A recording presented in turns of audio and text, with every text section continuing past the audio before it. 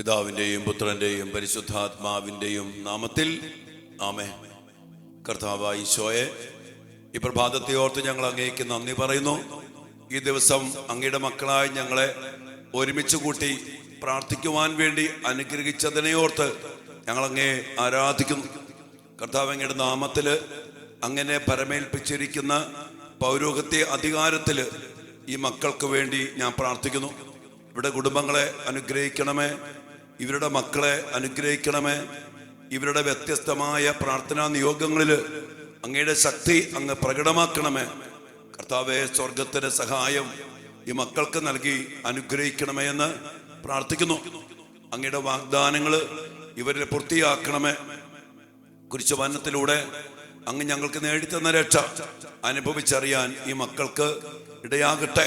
അതിനുവേണ്ടി ഞങ്ങളുടെ ജീവിതത്തെ ക്രമപ്പെടുത്താനും നിരന്തരം പ്രാർത്ഥിക്കാനും വിശ്വാസത്തിൽ വളരാനും വിശുദ്ധിയിൽ ജീവിക്കാനും കർത്താവെ എപ്പോഴും അങ്ങയിലായിരിക്കുവാനും ഈ മക്കൾക്ക് ഞങ്ങൾക്കെല്ലാവർക്കും ഇടയാകട്ടെ. ഞങ്ങളുടെ മക്കളെയും അതിനായി സമർപ്പിക്കുന്നു, ഇപ്പോഴും എപ്പോഴും എന്നേക്കും. ആമേൻ. പ്രിയപ്പെട്ട ദൈവമക്കളെ, ഞാൻ ചിലപ്പോഴെങ്കിലും ചിന്തിക്കാറുണ്ട്, നമ്മുടെ ക്രൈസ്തവ ജീവിതങ്ങള്, നമ്മുടെ കുടുംബങ്ങള്, നമ്മുടെ മക്കള് കൂദാശയില്, ഒത്തിരി പ്രാർത്ഥനയില്, കാറ്റഗിസം, ധ്യാനങ്ങളിലൊക്കെ ജീവിക്കുന്നവരാണ്, ഒത്തിരി പ്രാർത്ഥിക്കുന്ന മക്കൾ. എന്നാൽ എന്തുകൊണ്ടാണ് പിശാച് നമ്മുടെ മക്കളിലും നമ്മുടെ കുടുംബങ്ങളിലും നമ്മുടെ ജീവിത മേഖലകളിലും കയറിപ്പറ്റുന്നത്? പിശാചിന് ഇടപെടാൻ പറ്റുന്നതിൻ്റെ ഒരു വലിയൊരു കാരണമാണ് വിശുദ്ധ മത്തായിയുടെ സുവിശേഷം 13-ാം അധ്യായത്തിന്റെ 19-ാമത്തെ വചനത്തില് കർത്താവ് വിതക്കാരന്റെ ഉപമ പറഞ്ഞിട്ട് വചനത്തിന് സംഭവിക്കുന്ന ദുരന്തത്തെ കുറിച്ച് പറഞ്ഞു. ഇവിടെ പറയാണ്, രാജ്യത്തിന്റെ വചനം കേട്ടിട്ട് മനസ്സിലാക്കാത്തവരിൽ നിന്ന് ദുഷ്ടൻ വന്ന് അവരുടെ ഹൃദയത്തിൽ നിന്ന് വചനം അപഹരിച്ചെടുത്തുകൊണ്ട് പോകുന്നു. വചനം കേൾക്കുന്നുണ്ട്, കൂദാശ സ്വീകരിക്കുന്നുണ്ട്, എന്നാൽ നമ്മൾ എന്ത് ചെയ്യുന്നില്ല?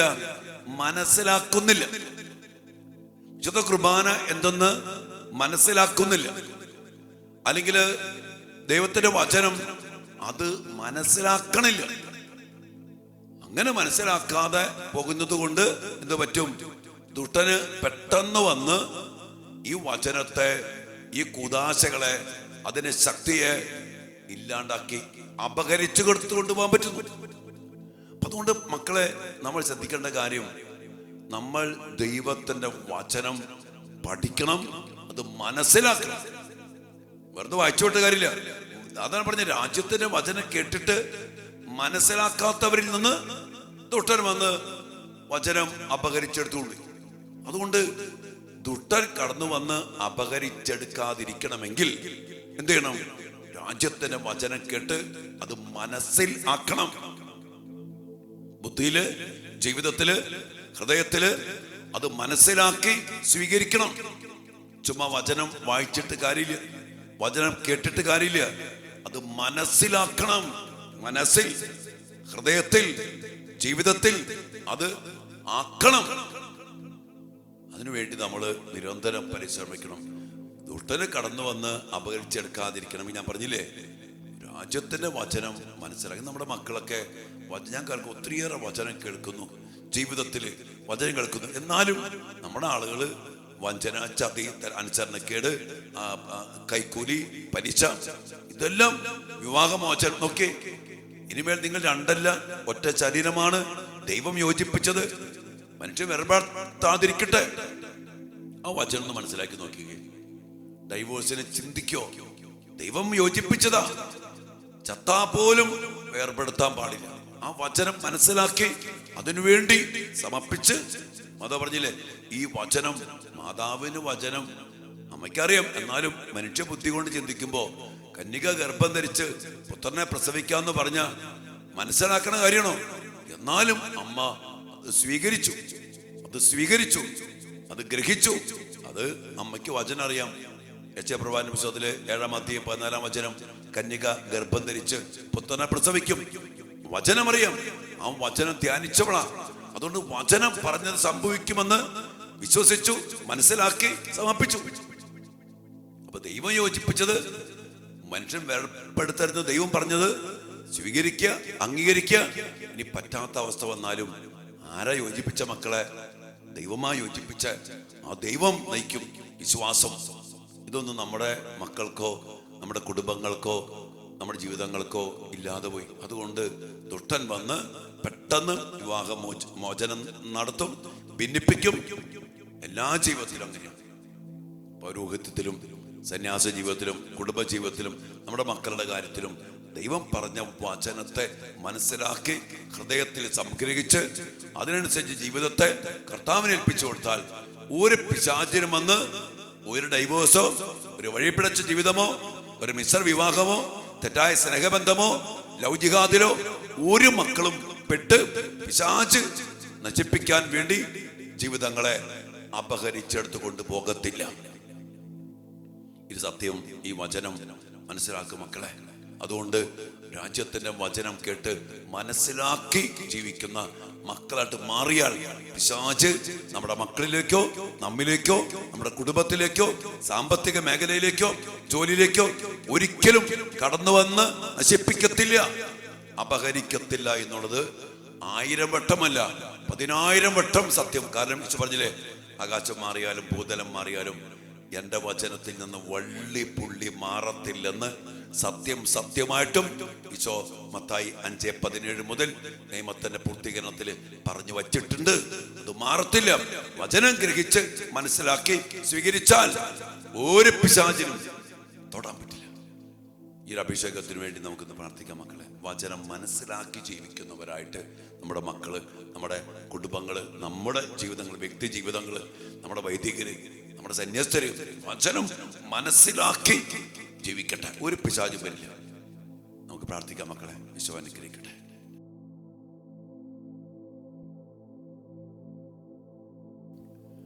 പരിശുദ്ധ പരമ ദിവ്യകാരുണ്യ ഈശോയ്ക്ക് നേരവും ആരാധനയും സ്തുതിയും പുകഴ്ചയും ഉണ്ടായിരിക്കട്ടെ.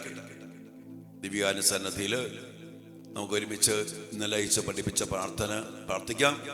കർത്താവായ ഈശോയെ, ഞങ്ങളുടെ മക്കളെയും ഞങ്ങളുടെ കുടുംബത്തെയും ഞങ്ങളെ ഓരോരുത്തരെയും അങ്ങേ തിരുസന്നിധിയിൽ സമർപ്പിച്ച് പ്രാർത്ഥിക്കുന്നു. പരിശുദ്ധാത്മാവല്ലാത്ത മറ്റെല്ലാ ആത്മാക്കളെയും അങ്ങയുടെ നാമത്തില് ഞങ്ങൾ ബന്ധിച്ച് ബഹിഷ്കരിച്ച് ഞങ്ങളുടെ മക്കളിൽ നിന്ന്, ഞങ്ങളുടെ വീട്ടിൽ നിന്ന്, ഞങ്ങളുടെ കുടുംബാംഗങ്ങളിൽ നിന്ന്, ഞങ്ങളിൽ നിന്നും ബഹിഷ്കരിച്ച് കർത്താവെ അങ്ങയുടെ കുരിശിന്റെ ചുവട്ടിൽ ഞങ്ങൾ സമർപ്പിക്കുന്നു. നിർവീര്യമായി പോകട്ടെ. ഞങ്ങളും ഞങ്ങളുടെ മക്കളും ഞങ്ങളുടെ കുടുംബാംഗങ്ങളും ഞങ്ങളുടെ വീടും പരിശുദ്ധാത്മാവിനാൽ നിറയപ്പെടുമാറാകട്ടെ. ഇപ്പോഴും എപ്പോഴും എന്നേക്കും ആമേൻ. ദിവ്യാനീശോയെ, ഞങ്ങൾ അങ്ങേക്ക് നന്ദി പറയുന്നു.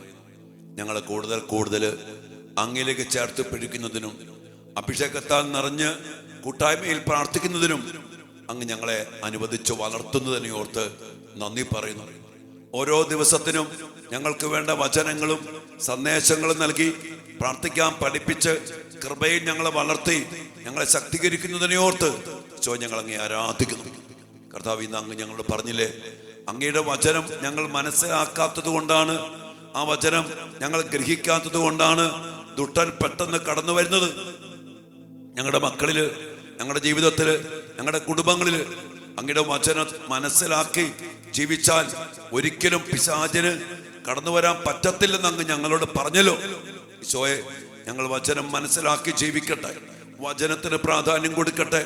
അങ്ങ് പറഞ്ഞ കാര്യങ്ങൾ സത്യമാണെന്ന്, അവിടുത്തെ വചനമാണല്ലോ സത്യം.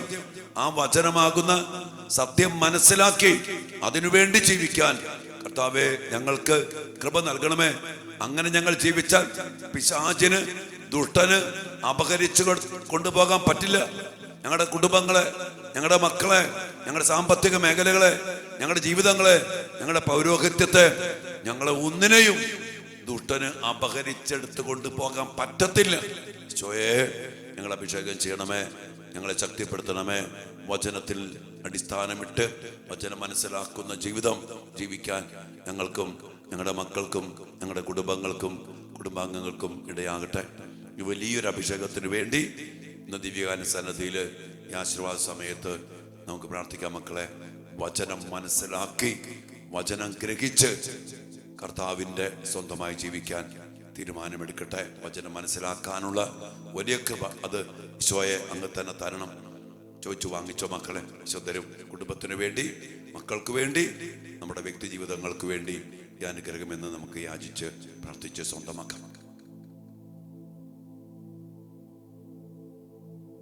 പരിശുദ്ധ ശരീരത്താലും വിലയേറിയ രക്തത്താലും പാപത്തിൻ കറകളിൽ നിന്നും മർത്യനു നീ മോചനമേകി സകലേശാ ദിവ്യ കടാറ്റും തൂകണമേ വത്സല സുതരിൽ നിർമ്മലരായി ജീവിച്ചിടുവാൻ ചിന്തണമേ ദിവ്യവരങ്ങൾ.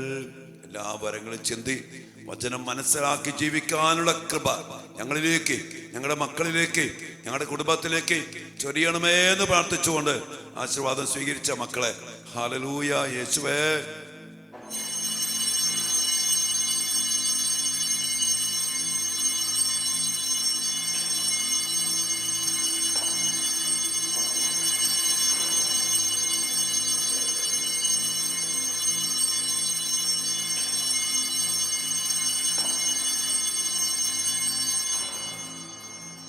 പരിശുദ്ധ പരമ ദിവ്യകാരുണ്യ ഈശോയ്ക്ക് എന്നേരവും ആരാധനയും സ്തുതിയും പുകഴ്ചയും ഉണ്ടായിരിക്കട്ടെ.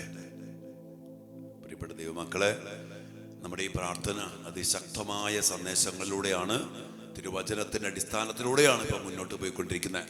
കർത്താവ് ഒത്തിരി സന്ദേശങ്ങളും കാര്യങ്ങളും നമ്മൾ പറയുന്നുണ്ട്. അതുകൊണ്ട് തന്നെ നിങ്ങൾ ഈ പ്രാർത്ഥന അനേകം പേർക്ക് പങ്കുവെച്ചു കൊടുക്ക്. വേദനിക്കുന്ന മക്കള്, പ്രസംഗം നേരിടുന്ന മക്കള്, പിശാച് കയറി നശിപ്പിക്കുന്ന മക്കള്, ആ മക്കൾക്കൊക്കെ എല്ലാവരും അങ്ങനെയൊക്കെ തന്നെയാണ്. അതുകൊണ്ട് സാധിക്കുന്ന എല്ലാവർക്കും ഈ പ്രാർത്ഥന പങ്കുവെച്ചു കൊടുക്കുക. അവരോട് നിങ്ങൾ കാണാൻ പറയണം, കേൾക്കാൻ പറയണം, അതിനനുസരിച്ച് പ്രാർത്ഥിക്കാൻ പറയണം. വലിയ കാര്യങ്ങളെ മക്കളെ അച്ഛനും ഉറപ്പാ, വലിയ കാര്യങ്ങളെ കർത്താവ് പറയുന്നത്. പിന്നെ നമ്മുടെ ധ്യാനം ഞാൻ വീണ്ടും പറയാണ്, ഈ മാസം 31-ാം തീയതി മുതൽ ഓഗസ്റ്റ് 1-2 ദിവസങ്ങളിലാണ്. സാധിക്കുന്ന മക്കളൊക്കെ പങ്കെടുക്കുക. ഈ അടിസ്ഥാനത്തിൽ ശക്തമായ വിടുതലും അഭിഷേകവും ശക്തീകരണവും പ്രാപിക്കാൻ നിങ്ങളുടെ മക്കളെയൊക്കെ പറഞ്ഞു വിട്ടോട്ടോ. മക്കളൊക്കെ പറഞ്ഞു വിട്ടോ. 2 ദിവസം എന്നാലും വെള്ളിയാഴ്ച വൈകിട്ട് തുടങ്ങും, ഞായറാഴ്ച വൈകിട്ട് തുടങ്ങും. നിങ്ങൾ കുടുംബമായിട്ട് വരാം, മക്കളായിട്ട് വരാം, ഒറ്റയ്ക്ക് വരാം, ഒരുമിച്ച് വരാം. കൊച്ചു മക്കളാണെങ്കിലും കുഴപ്പമൊന്നുമില്ല. നല്ല പ്രായത്തിൽ വചനം കേട്ട് വചനം മനസ്സിലാക്കി സാത്താൻ കടന്നു വരാൻ പറ്റാത്ത വിധത്തിൽ നമ്മുടെ മക്കൾ ശക്തീകരിക്കപ്പെട്ട് ജീവിക്കാൻ ഈ ധ്യാനം സഹായിക്കുമെന്ന് 1000 വട്ടം അച്ഛൻ ഉറപ്പാണ്. അതുകൊണ്ടാണ് നിങ്ങൾ വീണ്ടും വീണ്ടും അച്ഛൻ ഈ ധ്യാനത്തിനും ഈ അനുദിന ശുശ്രൂഷയ്ക്കും 2-ആഴ്ച കൺവെൻഷനൊക്കെ നിങ്ങൾ ക്ഷണിക്കുന്നതും വിളിക്കുന്നതും. ഈശോ അനുഗ്രഹിക്കട്ടെ മക്കളെ. അച്ഛന് വേണ്ടി പ്രാർത്ഥിക്കണേ. പ്രത്യേകമായിട്ട് ഇപ്പോൾ ചങ്ങനാശ്ശേരിയിൽ ഒരു ധ്യാനം, ഒരു ഇടവകയിൽ ധ്യാനം നടന്നുകൊണ്ടിരിക്കുകയാണ്. പ്രത്യേകമായിട്ട് നിങ്ങൾ മങ്കൊമ്പ് ഇടവക ദേവാലയത്തിൽ ധ്യാനമാണിപ്പോൾ. നിങ്ങൾ പ്രത്യേകം പ്രാർത്ഥിക്കണം. അച്ഛന് വേണ്ടി പ്രാർത്ഥിക്കണേ. മങ്കൊമ്പ് ഇടവക ജനത്തിന് വേണ്ടി പ്രാർത്ഥിക്കണേ. നമ്മുടെ ശുശ്രൂഷ പങ്കെടുക്കുന്ന എല്ലാവർക്കും വേണ്ടി പരസ്പരം പ്രാർത്ഥിക്കണം കേട്ടോ. അനുഗ്രഹിക്കട്ടെ. ആമേൻ.